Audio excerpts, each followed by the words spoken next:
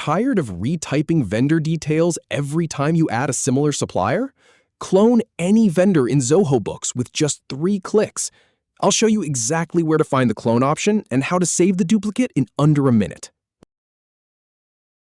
Start by opening Zoho Books in your browser. Then head over to the Purchases section from the left sidebar. Now, click on Vendors to see your list of vendors.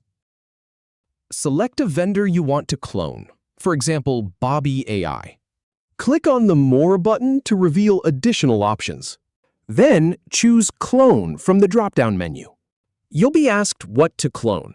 Click on Vendor to select it. Then click on Vendor again to confirm the selection.